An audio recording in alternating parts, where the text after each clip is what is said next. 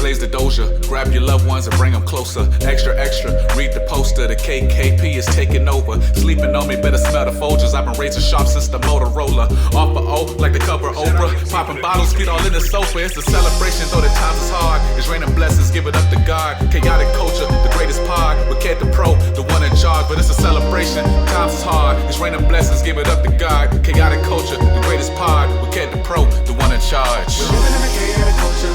We're living in a chaotic culture. We're living in a chaotic culture. We're living in a chaotic culture. Oh, we're living in a chaotic culture. We're living in a chaotic culture. We're living in a chaotic culture.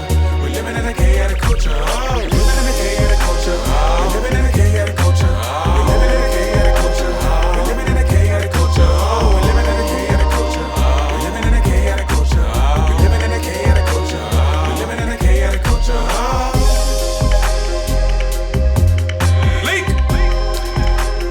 All right. Good morning, ladies and gentlemen, and welcome to another edition of the Chaotic Culture Podcast, the pod where chaos rules and black culture is elevated and embraced. This podcast will deep dive into modern black culture and how millennials and Gen Z can navigate the crazy parts, from finances, music, black business highlights, home ownership, HBCUs, sports, black nerddom, anime. We cover all that and everything in between. Live from the 7-5, I am the host and creator of the Chaotic Culture Podcast, your boy Ked the Pro, a.k.a. the Calculator Millennial, a.k.a. the Cutlass Diamond, a.k.a. don't be pushing on my buttons in my Cutlass unless you cut, a.k.a. Panda's favorite toxic adjacent king, a.k.a. your favorite Shadow Realm consultant, also known as the Negro Kage now. Don't ask how I got that nickname. Shout out to Panda, of course. The 843 is me, but VA is where I stay. Always chaotic, but never toxic. Once again, back again, just living life. You know how these things go. I hope that if you got a chance to listen to last week's episode, you paid close attention. We had a great discussion on Miss Samara Curtis and the controversy surrounding the cigar that she gifted to the gentleman that she was dating and all that good stuff. We stand in solidarity with Miss Samara, and we hope that she continues to prosper and to get the coin, because a lot of them people that was on TikTok and on Twitter was hating. So there it is. You know, we want to make sure that we support everybody who, especially people who are black, who are thriving. And she seems to be thriving, and she seems to be having a wonderful time. So I don't know why people wanted to come with the discourse that they did, but it is what it is. Anyway, I don't have the crew with me this week, but I do have a special guest in the building. So just to give just a quick little backstory, I've only known this person for half a year, but in that time, I've gotten to know her. Really dope person. She's really cool. She is currently a student at Hampton University and is currently a part of the Hampton University Marching FORCE. And she is a member of the Hampton University Drumline, better known as S.T.I.K.Y. So I got to bring a person who is from S.T.I.K.Y. to the building today, to the podcast, to, tell you a little bit about her life and her come up and, the plans that she's got going on. So, with that being said, let me introduce to some, but just get you familiar for those who already know who this is, to Miss Jasmine Bowens, a.k.a. Jazz. What's going on, Jazz? Hey, what's going on? Hey, everybody. My name is Jasmine Bowens, a.k.a. The Real Jazz Hands on Instagram. I'm from Atlanta, Georgia, and I am a current student at Hampton University. Thank you for having me on. Hey, pleasure having you over here. Glad we finally got the chance to get you on the podcast. I know it's been a long and arduous season, but, I said once the season was done, we were going to get you on here and, talk a little bit about your experience here. So, first and foremost, let me start by asking, because we check on everybody's mental health, how is your mental health going? My mental health is great right now. I'm just the happiest I can be, actually. My grades are going pretty good. My family's doing good back home. I'm just living and loving the college experience right now. Okay. It's going really good. Hey, that's what's up. That is what's up. Glad that you are loving your experience so far, and glad that you are just the happiest that you have ever been right now. So That's what's most important, is making sure that you are happy and not out here, having mental breakdowns and things like that. Mental health is important, and we stress that on this podcast often. So, yeah, just for the audience, my mental health, it's been pretty good, Can't complain. I got a chance to check in on my mom and grandma. They seem to be doing pretty good. Everybody in the family's all right. I'm all right, still making some job transitions at the moment. Switching to a different department possibly, but still, everything is still pretty good. I cannot complain. It ain't gonna do me no good anyway. So, anyway, before we get started, Jazz, just want to, no, you good. Just want to ask, how does it feel to be sticky? And, you can answer that to the best of your ability. It feels great. It's just, I feel like I'm more connected with, everybody like on the drum line. We've been through a lot like this first year, and just being able to say that I'm sticky is like a really big accomplishment, working hard and everything, trying to learn everything, all these different cadences. It wasn't easy, but, I'm blessed, and God was by my side and got through it. Hey, that's what's up. Love to hear it. So, with that, we're going to get into a few of these questions. First and foremost, what got you interested in playing percussion and actually, playing a musical instrument? Yeah. So, I was that type of student that loved to play like with pens and pencils and just tapping on their desk, making random beats. And at the time, he was our computer teacher. I don't know if you're familiar with Mr. James Rouse III. I actually am, and I'll tell you about that later. Okay.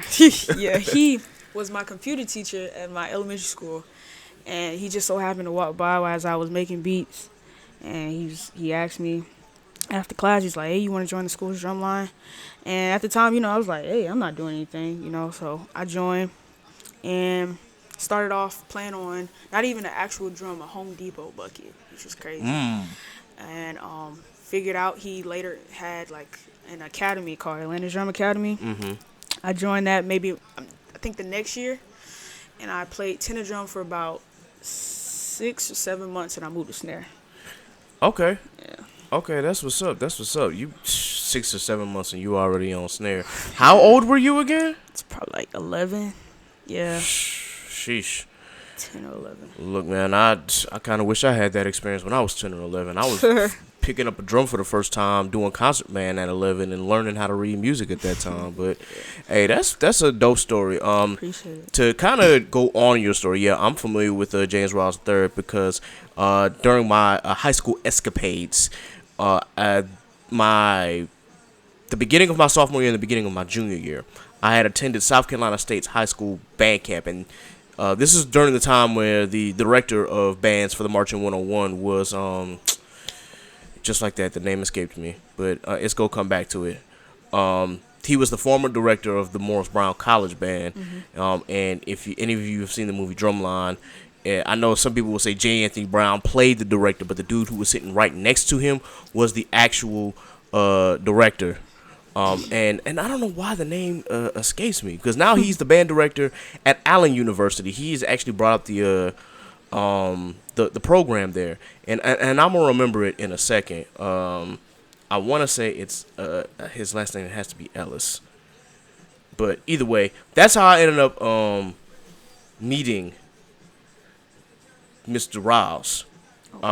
So yeah, it was definitely an interesting experience because he came and helped out the percussion, and that was my first experience. Yep, and I was right. It's Mr. Eddie B. Ellis.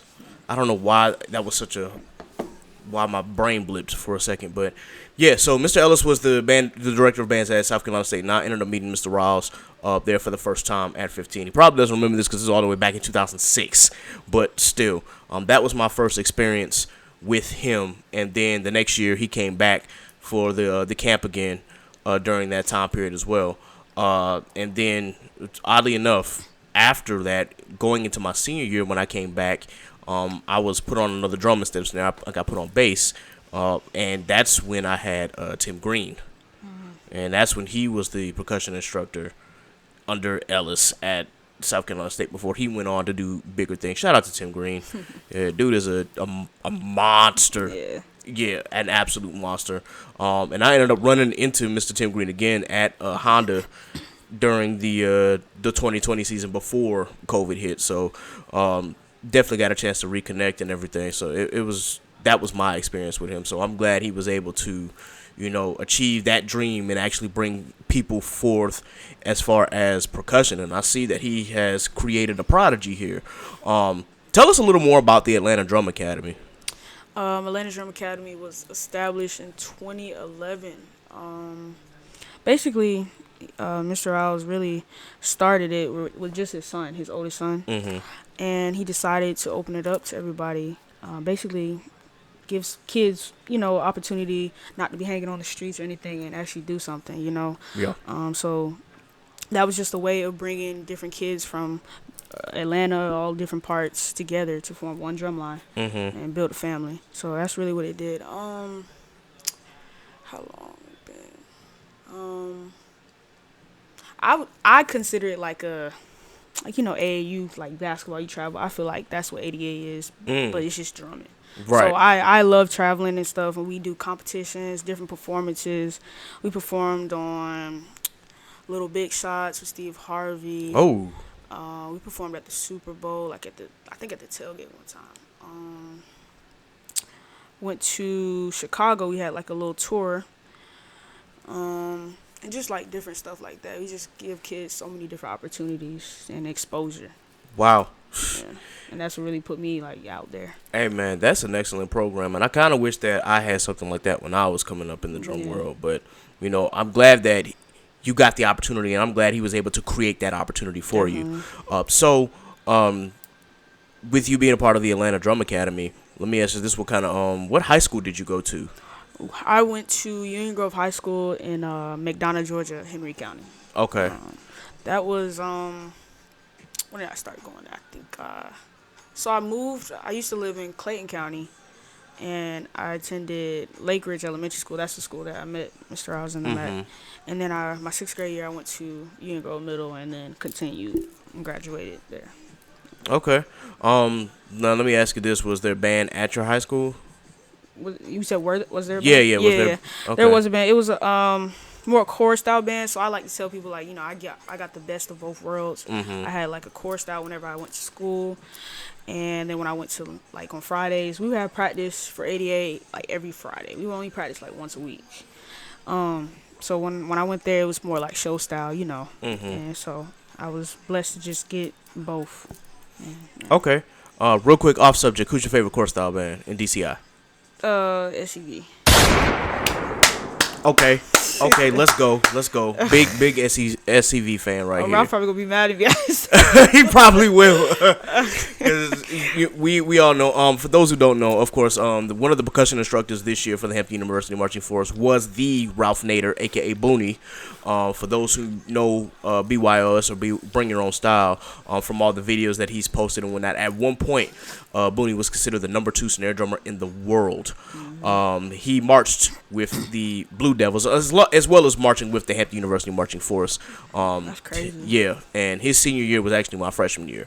But yeah, I'm glad that you said that because I am a big Blue Devils hater. Like I can't stand Blue Devils. He's probably gonna look at me like not you, but I just think that Blue Devils win too much. It's like it's one of those winning programs, and you want to kind of see underdogs actually come up and win.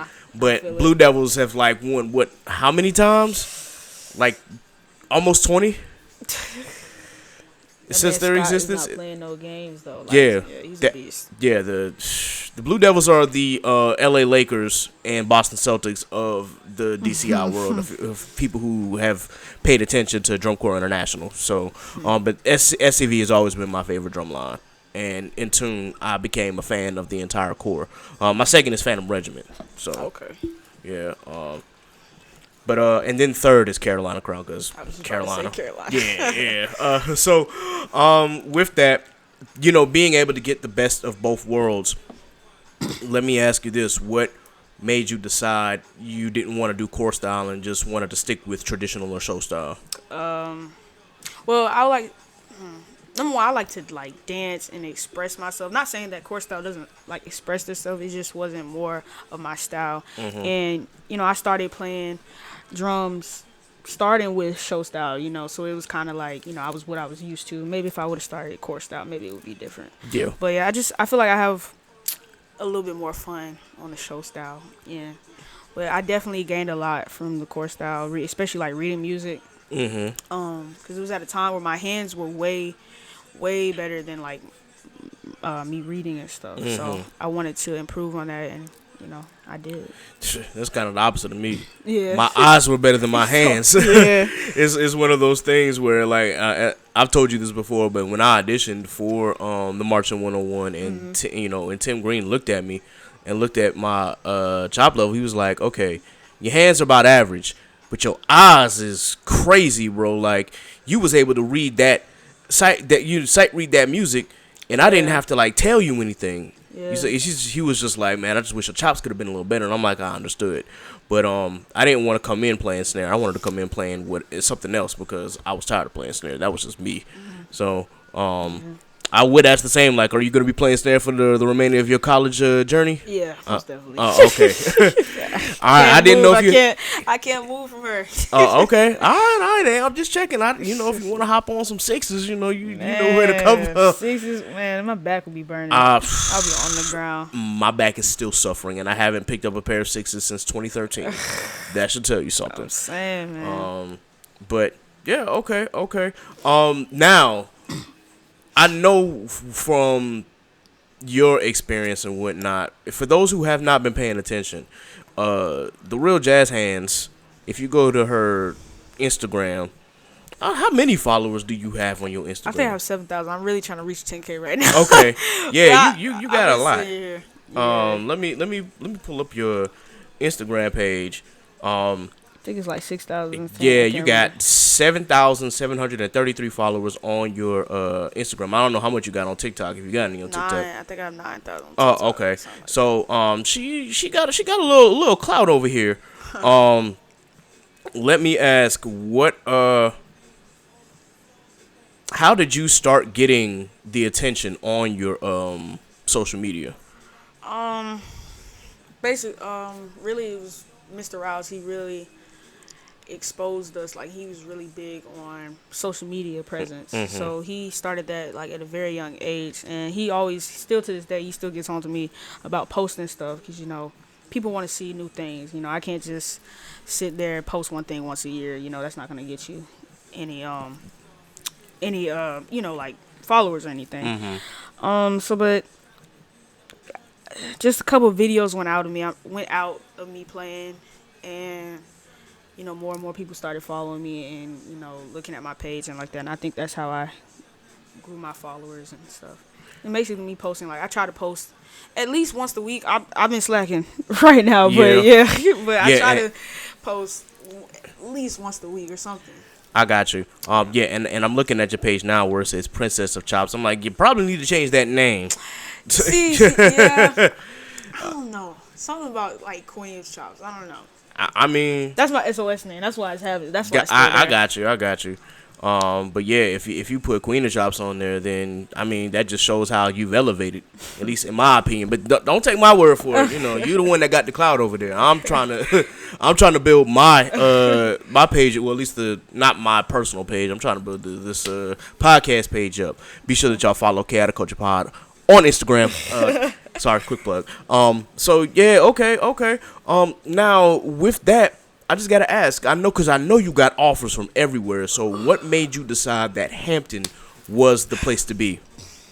Ooh, this is the question right here. So when I was making my decision, of course, my last two options that I came down to was Norfolk and Hampton, and I just wanted to do something different, really, and make a bigger impact, really, and I felt like I could do that here. Norfolk has an amazing battery, amazing percussion. If I would have went there, I would have been great. I would have been good.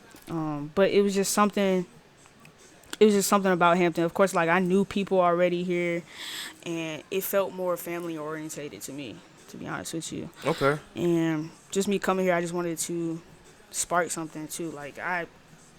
Hampton hasn't always been on the top, and I want to actually bring it there. That's my goal. I mean, I can't really deny that. You know, as much as I am a big, you know, because I mean I'm Sticky too, so it's just like I really want Sticky to be up at the top. But when I was marching with Sticky, unfortunately, we just weren't there. Yeah. And I can admit for a fact that $1 Million Funk Squad, as much as I hate to admit it, they are the cream of the crop of drumlines. So it was one of those things where I always wanted to beat $1 Million if nothing else, but we never like got the opportunity to actually like battle them for real when I was marching.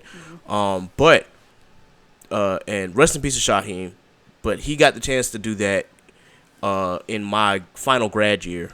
So it was $1 Million Funk Squad versus Sticky Situation, or at the time the Hampton University Drumline, because we couldn't say Sticky for reasons that I'll go into later. But they had a battle, and yeah, $1 Million tore us apart.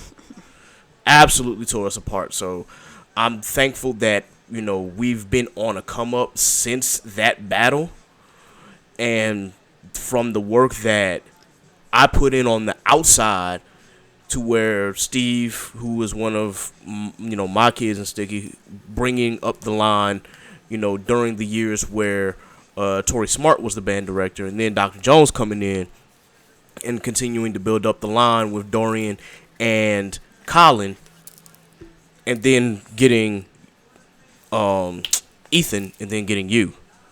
So it's and shout out to Ethan if you listening to this, bro. We miss you. We miss you and Caleb up here, man. I know y'all out there doing big money things, but yeah, just know that we appreciate y'all. So yeah, I've seen the growth, and I've seen, you know, what this line is capable of, and shout out to y'all, because that y'all got a chance to actually battle Norfolk again this year. And to me, it was dead even. Like, there was really, you know, there were some mistakes on both lines, but as far as the talent level and as far as going head for head, it was like, for the first time, I'm thinking, yo, we can actually stand up to them. Let's go. So let me ask you that. How did that feel, going up against $1 Million?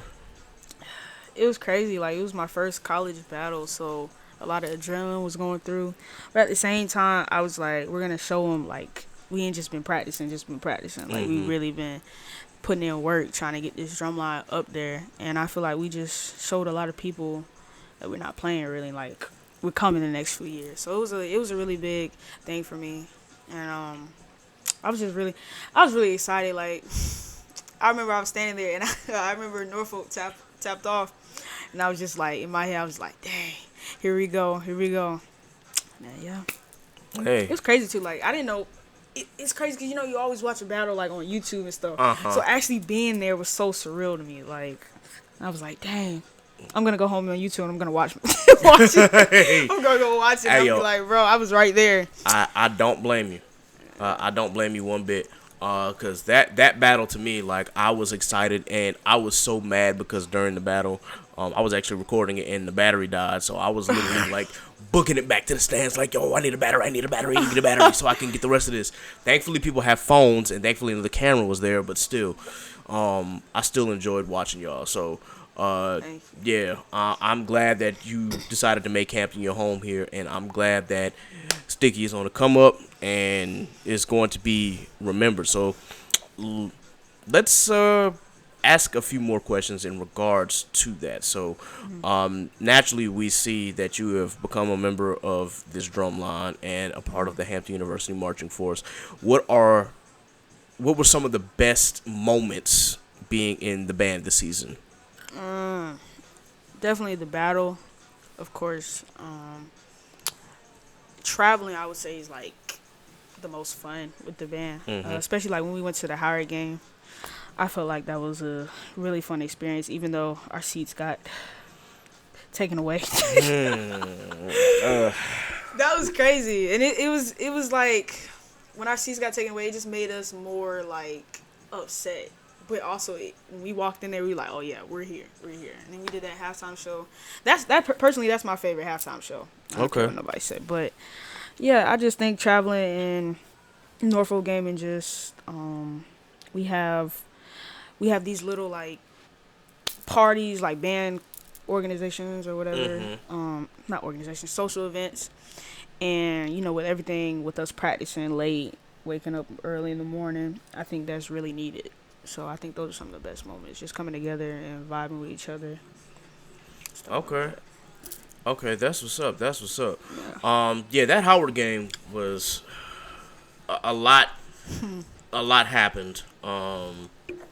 And for those who are not familiar with what happened during that game, so this game actually took place at the Audi Field. It did not take place at Howard's actual stadium because too many fans would have probably overflowed it at this point. But it happened at Audi Field, which is a soccer field.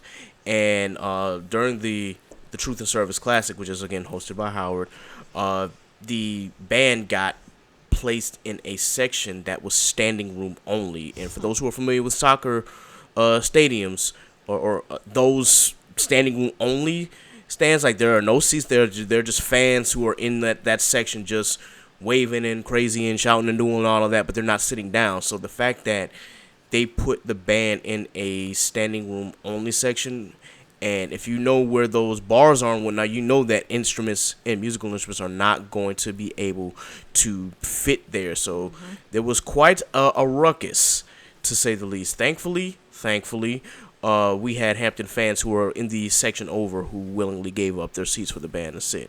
But yeah, that was a very, very crazy trip in general because we were late getting to the stadium. We were. Yeah, because like the traffic was Crazy. was nuts. And there's another traffic moment we're going to talk about a little later. But yeah, that traffic getting into the stadium was absolutely nuts.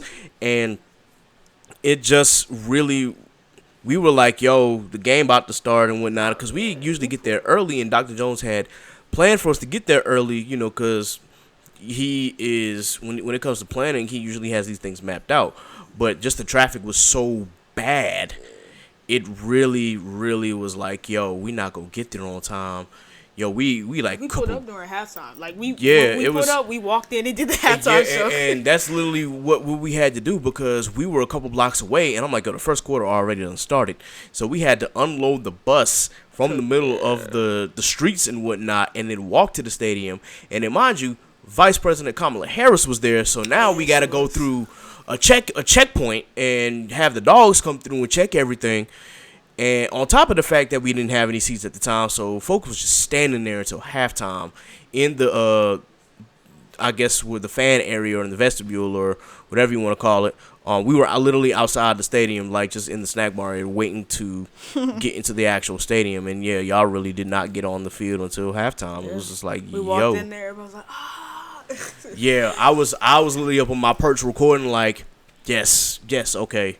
They walked in with purpose, so I'm glad that that was able to happen because a lot of people were asking questions like, "Where's the band? Where's the band? Where's the band?" Some Howard fans, of course, were making jokes that, "Oh, y'all didn't make it." I'm like, just y'all wait, just y'all wait." And yeah, that game was managed horribly, but we ain't gonna talk about it. We still pulled out a victory, so at the end of the day, it don't matter. The crazy thing is, I thought Howard was going to stay to battle, and they did not. That was my thing, too. I was so ready to battle, and I was just like, bro, they marched out. I was like, what? Nah. They didn't really have a lot of people, though, in their drumline. Like, it was like 2-3 snares? Yeah, their drumline is Thunder Machine. They're just getting back to prominence. And shout out to Derek Allen. I met him through my LB on Sticky, Tyrone. We chopped it up and whatnot. He's really good, and he can bring a lot back to that program. But yeah, they're in rebuild mode. So, but I think this time it's a true rebuild because I don't know, they've been kind of rebuilding for the last 10, 15 years. But I ain't gonna talk about that. Anyway, yeah, that was a crazy experience. So what was your favorite trip? I was gonna say Howard trip, but now I'm thinking, I think it was the Macy's trip. Okay. That was fun, especially going to Times Square. Never been to New York before. Oh, word? Never been to. I didn't know that. Let me think. No, I don't think I never been. No, I haven't. Oh, okay. Yeah. Funny story actually. I was getting a hot dog, right? Uh-oh. And I never knew New York people were like so rude. Like everybody's like trying to go where they going, and just like people don't say excuse me or nothing. It was crazy. So I'm getting a hot dog, right?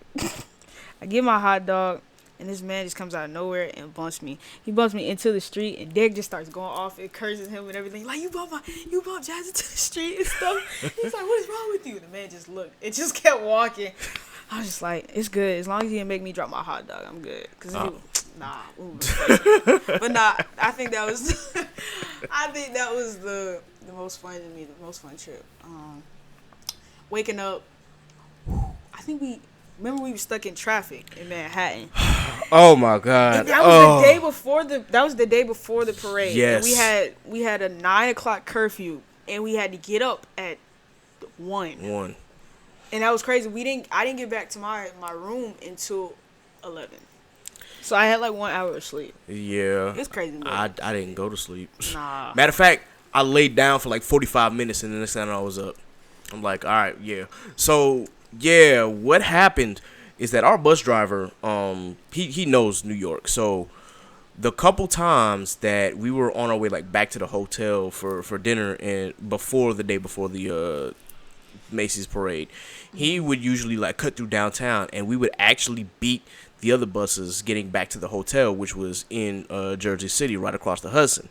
Well, that didn't happen this time. This time he cut through Lower Manhattan, and yeah, we were stuck in traffic for a good hour and a half, maybe 2. It was bad. We literally were at a standstill. So, I mean, at least we can say that we got stuck in New York traffic. That's an accomplishment. Yeah, a big accomplishment. But still, we literally were just like sitting on the bus and listen to gospel music. Mm-hmm. And you got a whole bunch of percussionists, be they ignorant or otherwise, just trying to make sense of all of this. And then it came to the point where Booney was like, yo, we got to get off the bus and get these kids some food because by the time they get back to the hotel, they're not going to have time. So, yeah, he let y'all off the bus. We all grabbed some food and got back on the bus. And in the same position. In the same position. I think by the time that Los and Rico came back is when the buses finally started moving. It was like, okay. But, yeah, that was an experience, to say the least. I did like that Macy's trip, though. I definitely a wonderful experience. Would I do it again? I don't know. I would. Yeah, well, yeah, I think for me, I was not in marching shape with y'all because I usually like march in the parades. Yeah, that's right. Y'all had to walk with us and stuff. Yeah. So usually like I walk with y'all during parades, or I've walked with the band during parades, and I'm usually in again walking marching shape to where I can stick with the band and not fall behind. Macy's, ooh, boy, I was struggling. I'm sitting here like, yo, if I slow down, I'm going to fall behind. I need to. Yeah. Now, the parade, I wouldn't do again. Yeah, that's one thing. The trip, I would do it again. But the parade, that was crazy. Like, the band was going so fast. And, we got drums on our legs. Mm-hmm. That was crazy. Yeah, because usually, like, with parades, at least you get a moment to stop and maybe a couple moments to stop, maybe catch your breath and whatnot. No, Macy's parade was go. I'm like, yo. If you stopped, it was like for like 3 seconds. Mm-hmm. We stopped for like more than 3 seconds, maybe one good time, and then just go from that point forward. So, yeah, the parade was definitely interesting. But that whole experience, I thoroughly enjoyed. Other than the Howard and Norfolk game, was there any other games that you liked?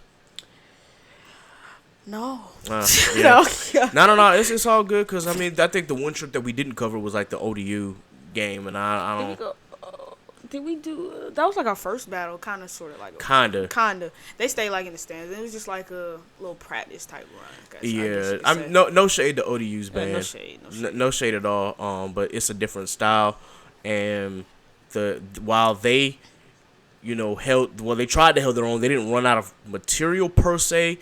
They weren't really playing cadences at y'all. There was a couple times where they just played actual like stand beats, and I'm like. For me, because I hadn't seen that in a while, I'm thinking like, yo, is this high school? But then I remembered, no, this is a core-style college band. Of course, they're going to have shortened beats. So they don't have full, blown-out long cadences in most cases. So I have to again, no shade to ODUs, man. They did what they did, and they did not. They at least had enough music material to where they didn't get sat down or get chased out their own stadium. They held their own. Still got blown out, but they held their own. That's all that matters. So let me ask you. We talked about your current marching experience. We talked about your past. Let's talk a little bit about your future. What you got planned, not only for the drumline, but just for your career.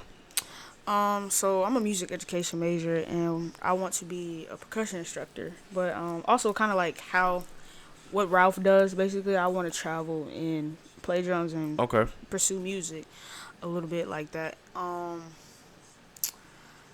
just feel like there needs to be like more, especially like black percussion instructors in general, but especially females. I want to be like one of the prominent people to start that, and just like start a trend, kind of sort of. Yeah, because we see videos of Ralph, we see videos of Harvey, for those who don't know, the percussion instructor at North Carolina A&T. We see videos of these, prominent male percussion, but we don't get a lot of, women percussionists that are out there doing the same thing. So I commend you for wanting to do that. You just got to make sure that as you said, your social media presence, as Mr. Ross has said, you got to keep posting. Yeah, definitely. Maybe one day when Ralph gets back on this side of the water, y'all can start doing like maybe a BYOS video or something like that. Cause we was trying to do that this year, but we just had so much band stuff going on. Man. Nah, I feel that. Crazy thing. One time when Q.U.E.N was still the instructor here, and Q.U.E.N and Ethan, they kind of did their own little video as well. So I was like, yo, and I was there watching, and I thought that was kind of dope. So hopefully y'all get to bring that back. You said you wanted to be in music education. You're a music education major, so I'm guessing that means that you want to like teach band at some level. Whether it's collegiate or high school level, kind of want to do collegiate. Okay. Yeah. So you thinking about collegiate? Are you sticking like with HBCUs as far as the collegiate level, or are you thinking more PWIs or just wherever? Definitely, probably like HBCUs. Okay. But who knows? Who knows where God wants me? Hey, that's you speaking facts right there. Wherever God sends you. So I definitely appreciate that. Have you gotten a chance to like teach at your own time, or like get a chance to have students in front of you? When I go back home, I help Mr. Owls like teach at ADA. Sometimes I write a couple cadences. I've actually had my own lessons before. I've had kids come in and teach the youth and stuff, and that's really it. Yeah, I've done like clinics too, where I went to just recently. I think it was over the summer. Yeah, it was in July. I went to Canton, Ohio. Oh. And this was with Mr. Owls and his two sons, and we taught. I can't remember what their name is, but it was a youth drumline, and we stayed there for about 3 or 4 days, and we just taught them, and I enjoyed that. It just got me more exposure and more experience with teaching. So. Okay, that's what's up. Do you also think that not only traveling and making videos and whatnot, do you also plan like to have clinics like what Ralph does? Yeah. Like, okay, yeah, definitely. Cool. Well, I'm definitely looking forward to your plans outside of school. Let's talk about what you're gonna do for this drumline, man. Like, what are some of your plans for the Hampton University Drumline, also known as Sticky Situation? Definitely, I just really want us to be in that conversation, like Norfolk and NCAT, just getting us to the top. That's just one of my goals. Really, is just to have. I think I told you this too. Like, have like a. It probably won't happen, but I want like a 3-way battle, right? I want like a 3-way battle. It's gonna be us, Norfolk, and NCAT. And I just want us to win so bad. That would be dope. That would be really dope. Yeah. Really. That would be extremely dope. To see a 3-way battle between Cold Steel, $1 Million, and Sticky. Yeah. I am all for that, especially because like on social media, as the drumline is starting to get really recognized now, you hear people who actually are including you guys in the top 10 or top 5 drumlines out there, which in the past was never the case. As good as we like to say that we just were not in those conversations as far as Cold Steel or $1 Million. It was either them two and Sudden Impact at Bethune-Cookman, or BBI at South Carolina State. And those were like mainly those main four as far as like at the top. Sometimes you may hear about DOA at Central, but you don't really like hear that much. But those were in my opinion, those were the four lines to beat. And when I was marching, I always tried to hold myself to that standard. I'm like, yo, if I can't, if I don't look my best against A&T, or I don't look my best against BBI, like I'm not doing my part. So I gave Cape to everything that I did, but it still was like I always try to hold myself to that higher standard. Like if I were in front of these drum lines, any of those four drum lines, I want to win. So I definitely appreciate you being, having that mindset, because I know that y'all want to take this drum line to the top, and I'm looking forward to it. Speaking of, I know that you said that you play snare. Like, I know that you're not the only rookie on the snare line, but you're the only freshman? Yes, I am. Hey, that's crazy. Yeah. That is crazy. Roy and Nyler are sophomores, I think. Yeah. But, due to COVID, couldn't really have a year last year. So Mm-hmm. we're all rookie brothers and sisters, but I'm the only freshman on the snare line. Hey, that's still incredible. Not to say that snare lines haven't had freshmen before, but just to see where you are as far as your skill level and just where you want to go. I don't want to put no pressure on you, but we definitely got high hopes for you. Thank you. Definitely expect some great things out of this line. Now, other than snare, I know you said that you're not leaving snare as far as drum line, but like, do you play set or anything like that? I play a little bit of set. I'm decent, I would say. Okay. I keep a steady pocket. Hey, I'm not gonna go too crazy. Hey, that's real. I know some people who do that, and then some people who go crazy on the set. But I just wanted to ask, because I know that there are a few members of S.T.I.C.K.Y, especially in the past, who absolutely nuts. You've heard of Rain Man? Have I heard of Rain Man? Yeah. No. Okay. So his real name is Eric Gaston, but Rain Man is he is the drummer for Charlie Wilson. Really? Yes. And when I tell you, the first time I saw him on set, I was like, yo, okay. Yeah, he's absolutely nasty. I'll let you see if I can find a page, and I'll see if he has a clip and whatnot. Dude is phenomenal. So there are plenty of people who are sticky out there that are like doing what you're doing, and or trying to become music instructors and things like that. And I'll tell you about those folk, and what advice they can give you as far as your studies at Hampton, and you trying to become a teacher.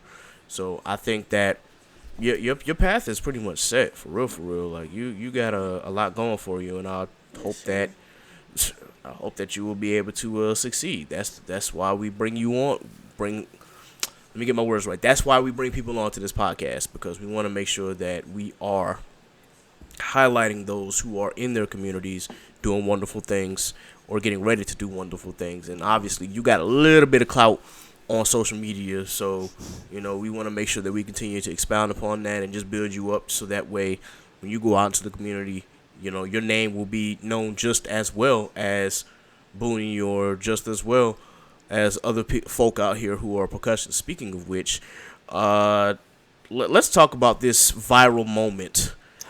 So for those who have not been paying attention, I don't know who this dude is, but he was part of some regiment and that we saw at Macy's. And yeah, Jazz chopped him up. They got to battling, and Jazz literally chopped this dude up, dude. So tell me what's I know that. Tell the audience what was going through your mind, if anything at all. So before we even had the little battle, we were taking a picture together. And so all the snares lined up and took a picture. And I went to go put my drum down. I can't remember who I was talking to. I think it was either Roy or Nyla. And I hear my name getting called, like, Jazz. And I come over, and like, what's up? And it's like, want to do this battle? He's like, you finna battle this boy. I was like, okay. Remind you now, before we even did the battle, when we was taking the picture, he had came up to me. He was just like, are you Jazz from ADA and stuff? I was like, yeah. And he was just, he's like, you dope. And I was like, appreciate you. And he took a little flick. And then when I came up for the battle, I was like, okay, we can do that. And so everybody just started like crowding, and I was just like, oh, this gonna be like a real battle. And in my head, I'm like, because I had a video going like viral as like kind of as we were at Macy's. And so I was like, it's probably gonna go viral too. So and so I was like, okay, who wants to go first? And he's like, you can go first. And I was like, okay. And at that moment, everything just went blank. I don't even know. I wasn't even thinking at that moment. Battle. Nah, that's real. I might have to go look at that clip again just to see it happen in real time. Yeah. So, did y'all get a chance to like exchange information or anything like that, or? Yeah, I found out that he's from Atlanta actually. That's crazy.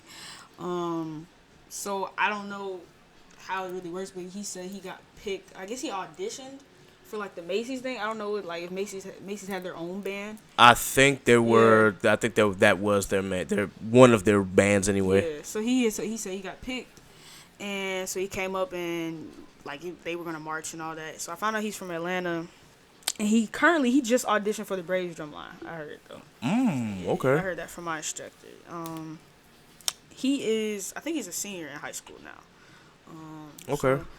So I have his Instagram still. I still text him, keep in touch with him, make sure he's straight. Okay, yo, that's what's up. Yeah. For one, I didn't know the Braves had a drum line too. I knew that the Hawks and the Falcons did, but the Braves got one as well. Yeah. Heavy hitters. Shout out to heavy hitters. My uncle Bernard Smith plays with them. He's the captain now. Shout out to them. They're going crazy. Hey, that's real, man. All of Atlanta sports got their own drum line. That should tell you just how big the drum line and the band culture is in Atlanta. So definitely shout out to y'all. I'm trying to figure out if I got any other questions, but I think we've answered just about everything. And then just to keep the audience updated, this is actually our second time talking because we tried to record an episode before, and my computer and my system glitched, and yeah, it deleted it. So this is our second time doing this, which is why I wasn't like, because I usually start posting and start like doing the social media stuff on Mondays and whatnot, but I have not been able to get to it. So we're just gonna have to do that after we record. So yeah, definitely glad to have Jasmine. Thank you. On this platform here. I definitely appreciate you coming through, sharing a little bit about your story, and a little bit about what you plan to do and what you got going on, and the plans that you have not only in place for the line, but also the plans that you have when you leave Hampton and when you become an educator. We definitely need more black educators out here. I will always say that we need more black male educators especially, but we definitely just need more black educators in general. So definitely go out here and, change the world, make the world your oyster, or however they say that saying. So, did you have any comments before we signed off? I just want to shout out Hampton Drumline, Sticky Situation Official, Ralph Nader for Prez. I don't know what Harvey's Instagram is. Is it O_G? I cannot remember. Shout out to Atlanta Drum Academy, James Rouse III, Tim Green, my mom, my dad, my brother, my dog. Just shout out to those people, and just whoever's listening, always be yourself and stay true to yourself, and always just keep God by your side. Okay. Hey. Definitely appreciate that. You got any questions for me before we sign off? What made you start playing drums? Oh, man, my story. So my brother actually was a drummer. So my brother's 10 years older than I am. So everything that he did, I kind of wanted to emulate. And the first time I actually saw him play a drum, he was 13. I was 3 years old, mind you, and don't ask me how I remember this, but he was playing at some event for his middle school, which was Oak Brook Middle, and he was on snare, and that's the only thing that I can remember from that, and that it was raining. But afterwards, I just saw him go through high school as being a part of the Fort Dorchester High School Drumline, which is my high school drumline, and seeing the years that he went as starting out as a quint player and then moving up the snare and then becoming captain. So I always wanted to like emulate him and try to follow in his footsteps. And he played set too, so I was trying to do everything he was. So I just was, as a little kid, I used to bang the pots in the kitchen and things like that as well, play around with them and whatnot. But then at 11, I was like, okay, I'm in middle school now. I'm gonna go ahead and start like taking this seriously and pick up a drum. So middle school, went to started band, started reading music, and was just going through the motions until I got to high school. Now, high school, I was debating on whether I wanted to play football or whether I wanted to be in band, because at that time I had was practicing for the B team and was actually trying to get up to JV. But then I couldn't leave music alone. I'm like, I love music too much. So I ended up joining the Marching Patriot Band at Fort Dorchester High. And because they had all their slots filled, I was front ensemble. So I was like, all right, well, I'll spend a year in the front ensemble and eventually move my way up to the battery. So the first year, front ensemble, and then second year, I got put on bass while I was trying to get my hands right for snare. And then all the vets quit, except for like one or two. So because the vets quit, and we were a small drum line too, it was literally like 4 basses, 2 snares, and 1 quint player. So 2 of the snares and the quint player left. And so we're just sitting here like, what do we do? So they found a way to get 2 or 3 more people to fill in those slots, and then I ended up getting moved to snare. Since there was only 2 snares, they designated me as I guess at that point, the caption head of snare drums. But of course, I'm a sophomore, and I'm not old enough to be captain, and it's not when you got vets there who know the system and whatnot. So went through that. Then my junior year, we actually grew the line to 9. So now it's like 5 basses, 1 quint player, and 3 snares, and now of course I'm center snare. That's crazy. That's how mine was. Yeah. So I became what they call drum sergeant, which pretty much I was second in command of the line, because they gave the drum captain spot to the quint player. Then he left, and I got promoted to captain from that point forward. The only thing that I hated was that they switched us back to match grip as opposed to traditional, because I was traditional my sophomore year. They switched us to match because they said it fit the show better, because we were doing a World War II show. I don't know how they came to that conclusion, but whatever. Still, that's how I ended up playing drums. And then I came to Hampton. I didn't know if I was going to be in band. It's almost like the same circumstances. Like, do I really want to do band again? I sat in one practice, and I'm like, yeah, I can't leave it alone, because I always loved watching marching bands, and I've always loved it ever since my brother was part of it. My brother had also attended South Carolina State's high school band camp back when he was in high school. Ellis was not the director back then, because this is back in the 90s, and this is when their band camp was like in July as opposed to June. So I'm watching, and I was like, you know what, one day I want to march in a HBCU band. I want to. And then throughout high school, that was my goal, was to get to an HBCU, have that HBCU experience, and be a part of the band. Gotcha. I auditioned, of course, in high school throughout different bands and whatnot in different band programs.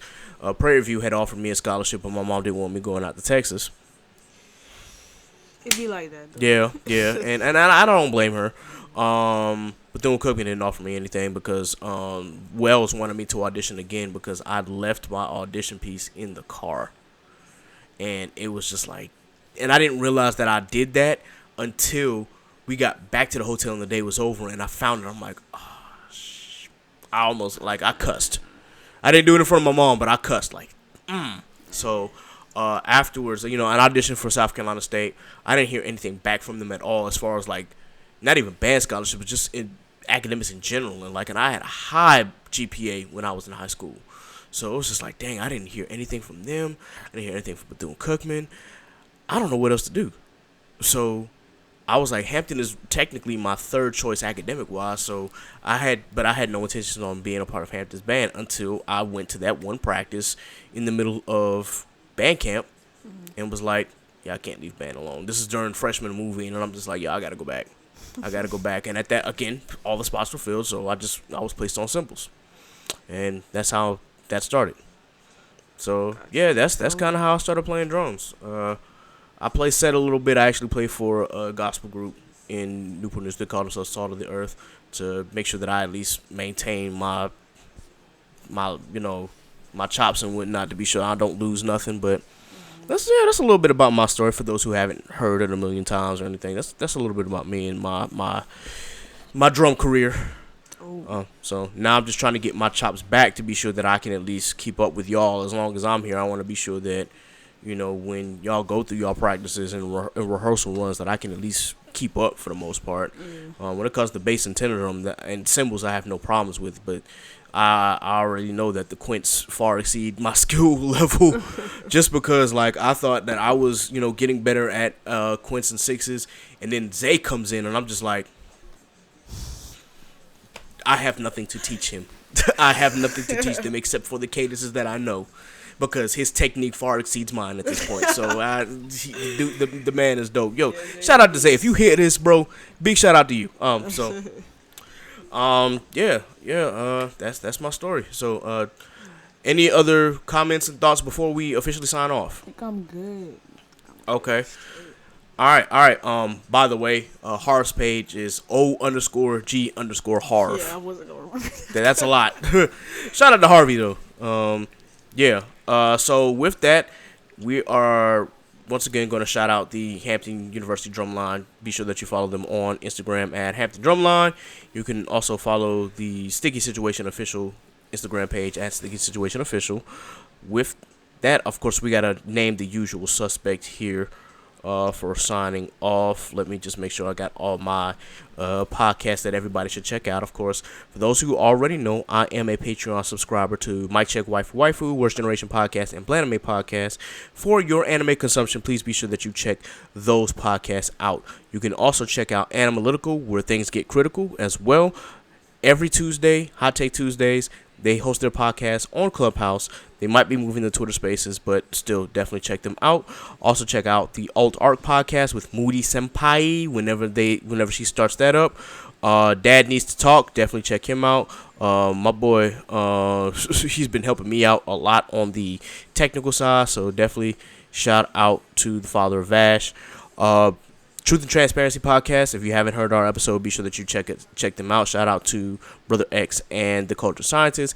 Inside the Mind of a Blur. Shout out to all 9 of them. The session with Jay and Trey. For those who've been paying attention, definitely check them out. They are really hilarious. And shout out to them. We are definitely going to do a podcast episode together one of these days.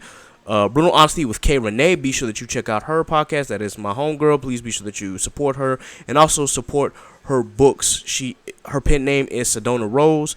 Please be sure that you support her books and novellas. She is a really, really dope storyteller. With that, as far as black content creators, definitely shout out to Black Anime. That's black with 2 X's. Definitely shout out to them and to HBCU Anime. Shout out to Sundari. Please be sure that you go to YouTube and subscribe to these pages. Dakichi Gamer, my girl Kiana. Definitely shout out to her. She has gained a massive following. Please be sure that you follow her on Instagram. Well, no, not Instagram. Be sure that you follow her on Twitter at Dakichi Gamer, and follow her Twitch. And then shout out to Icarus Metro Comics. If you haven't checked out that episode, definitely check out Calvin here. We do have an episode where we highlight his comic books, so definitely check them out. For black businesses, definitely shout out to Already Paid. That's our boy Dre, who is also part of Sticky Situation. He's got his own clothing line. Y'all, I've heard the ads that I've done for him as well. Just be sure that y'all check him out. apstyles.com. Cream Cosmetics with my girl Naima. Definitely check her out. I believe that they have moved the pop-up brunch at MLH Boutique to the end of February. I will keep you guys posted on that. Shout out to Mind Over Money with Miss Tremaine. Y'all have heard the season 1 episode where we talk about finances. Please be sure that you check her out as well, especially if you are a black woman who is trying to get her finances together and her budget together. Definitely check her out. I kid you not, she will be successful and helping you out. Definitely shout out to Miss Meredith Stone. She has been going crazy with the real estate, as well as my homegirl Mariah Bellamy. They've been going crazy with real estate so far. So be sure that you check out their pages. I believe Meredith's page is like Stone Real Estate, I believe, on Instagram. I know Mariah's is Sold by Bell, so definitely check her out. Otherwise, you can check out Meredith's page at Etched in Stone. Definitely check her out. I'm gonna find out what her official page is because she really usually has it on there. And if she doesn't, it's all good. I'll find it later. With that, the other black business that we have, shout out to Studio Maho, my boy Pat and Allende. They have been really working hard. They are black mangaka, and you don't see that often. So definitely check out their manga. You can check out Blade Titans and God Punch. I definitely have my copies from them signed by them. So shout out to them for that. Shout out to Concept Moon with Strange Keith, as always. She designs too, my homegirl Erin, who has helped make the business cards and is going to help with a alternate design for our logo here. That is coming soon, so stay tuned to that. And shout out to Black Magic with my girl Lauren, who has not only done faux locks, but also does different jewelry as well. So definitely check out Black Magic. That's capital BLACK MA-JIK. Black Magic, I believe that's how you pronounce that. With that, I think we covered all the highlights. So be sure that you like, share, and subscribe to the Chaotic Culture Podcast. Please be sure that you like and follow our Facebook page. You can follow us on Instagram at Chaotic Culture Pod and follow us on Twitter at Chaotic_Culture. You can follow me, Ket the Pro, that's K3D the Pro on all social media. You can follow my co-host Law on Instagram at L.JR_96. And you can follow him on Twitter at Law96_. You can follow my other co-host Nasa on all social media at Call Me Nasa or _Call Me Nasa. Please be sure that you subscribe to our Patreon account. That's patreon.com/Chaotic Culture Pod. And you can donate and subscribe on any of the 4 levels, whether it's $2, $3, $5, $10, $20. It does not matter. We still appreciate your support. If you subscribe to our Patreon account, you will be getting exclusive content for the podcast. And with that, that wraps up another episode of the Chaotic Culture Podcast. So, once again, thank you, Jazz, for coming through and blessing us on this podcast. Thank you for having me. Yes, ma'am. We appreciate you. We appreciate you who have tuned in and listened to this podcast episode. So with that, until next time, folks, remember, embrace the culture. Chaos rules. Be blessed. Be safe. God is love. Deuces. Look, it's chaos in these streets, so let's talk about it, please. Let's hold some conversation. You see where I'm coming from. Yes, it's so amazing. Go ahead, get comfortable. You can grab a seat, take a load off your feet. Yeah, welcome to the table. We don't tell no lies over here. This ain't no fable. We just live our lives over here. We ain't no angels. We just shine our light over here. We got the power. We just showing love over here. Cause everybody needs some, yeah. And we don't need a reason. Everybody needs some. And we don't need a reason, cause we're living in a chaotic culture. We're living in a chaotic culture. We're living in a